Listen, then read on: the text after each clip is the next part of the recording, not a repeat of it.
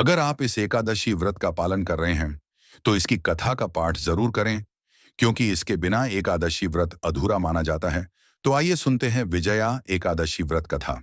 फाल्गुन मास के कृष्ण पक्ष की एकादशी को विजया एकादशी कहा जाता है।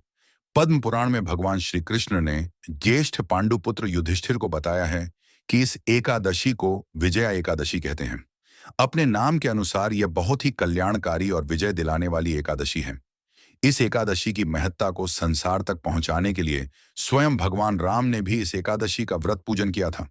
इसके बाद से विजय और मोक्ष के लिए संसारी लोग इस एकादशी का व्रत करने लगे।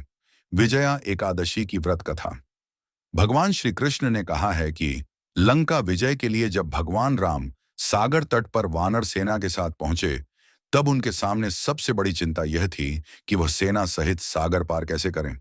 ऐसे में लक्ष्मण जी ने भगवान राम को संबोधित करते हुए कहा कि हे प्रभु, आप सबको जानते हुए भी जो यह मानवीय लीला कर रहे हैं, उस कारण से आप इस छोटी समस्या को लेकर चिंतित हैं। आपकी चिंता को दूर करने के लिए आपसे निवेदन करता हूं कि आप यहां पास में ही निवास करने वाले यरशी बगदाल से मिलें। यरशी यहां से आगे का मार्ग सुझा सकते हैं। लक्ष्मण जी के अनुनयपूर्ण वचनों को सुनकर भगवान राम बगदालभ्य ऋषि के पास गए। ऋषि को अपनी सारी परेशानी बताई और कोई मार्ग सुझाने के लिए कहा। ऋषि ने बताया कि आप सेना सहित फाल्गुन मास की कृष्ण पक्ष की एकादशी को सेना सहित भगवान नारायण की पूजा करें। यह विजया नाम की एकादशी ही आपको आगे ले जाने का मार्ग बनाएगी। एक कलश पर पल्लव रखकर भगवान नारायण की प्रतिमा स्थापित करके इनकी पूजा करें। रात्रि में जागरण करते हुए भगवान का नाम स्मरण और कीर्तन भजन करें। अगले दिन सुबह भगवान की पूजा करके ब्राह्मण को दान दक्षिणा दें।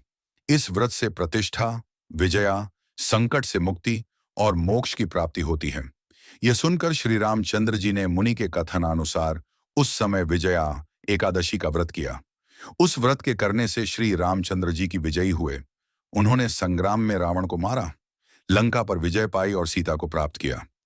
जो मनुष्य इस विधि से व्रत करते हैं, उन्हें इस लोक में विजय प्राप्त होती है और उनका परलोक भी अक्षय बना रहता है।